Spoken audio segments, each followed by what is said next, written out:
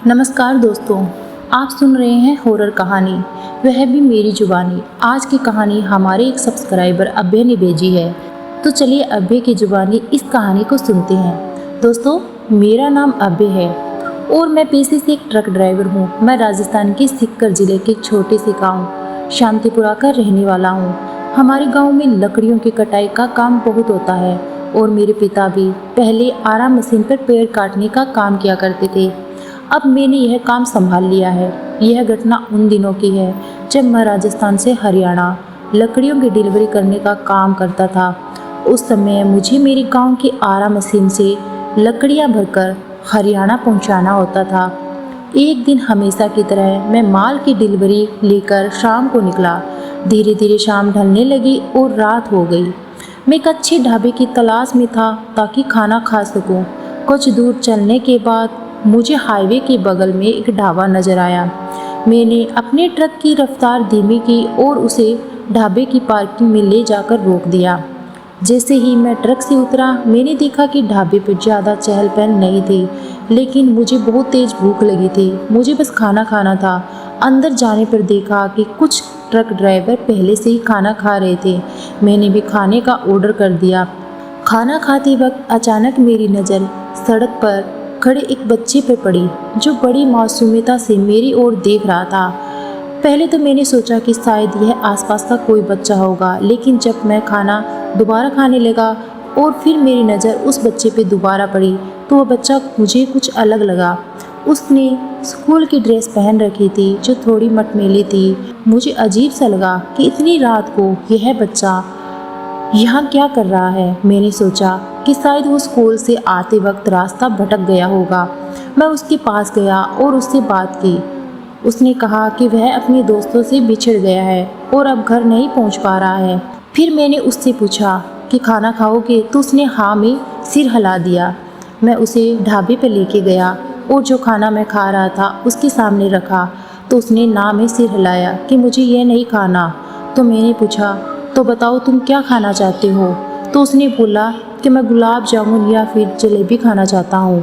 तो मैंने उसके लिए गुलाब जामुन मंगवाया।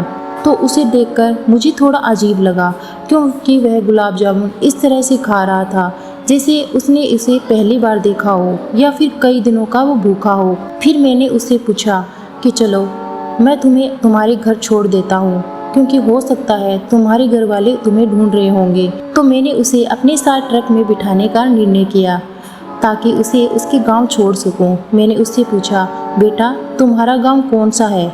उसने एक गांव का नाम लिया, सत्यपुरा, जिसके बारे में मुझे कुछ पता नहीं था। जब मैंने ढाबे वाले से उस गांव के बारे में पूछा तो उसने बताया कि गांव यहाँ से ज़्यादा दूर नहीं है। मैंने बच्चे को अपने ट्रक में बिठाया और उसके बताए रास्ते पर चल पड़ा। रास्ता धीरे धीरे सुनसान होता गया और मुझे शक होने लगा कि यह रास्ता सही है भी या नहीं।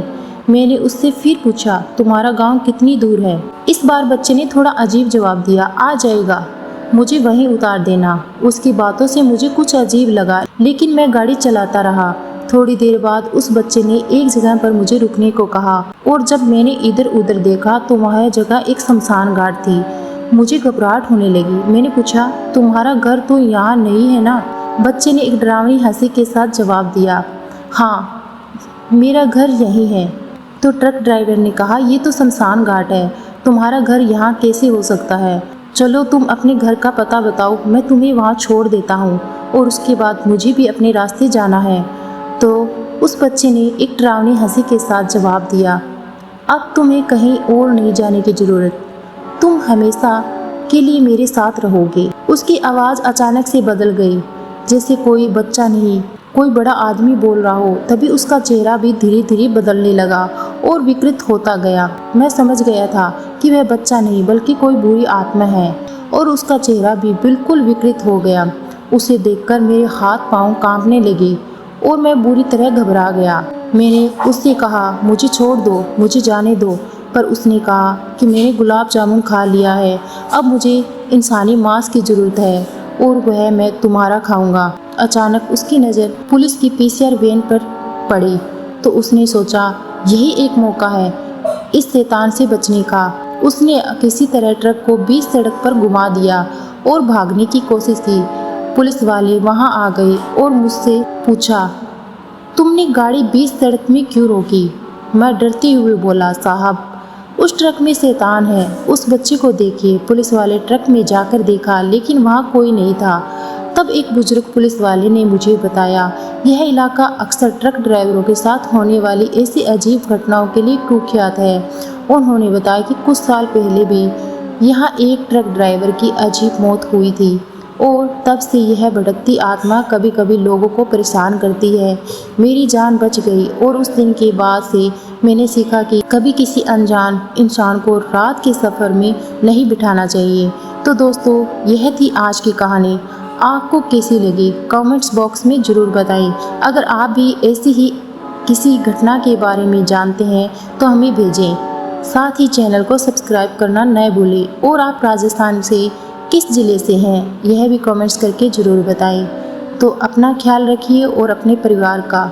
मिलते हैं ऐसी ही डरावनी और हॉरर कहानी के साथ।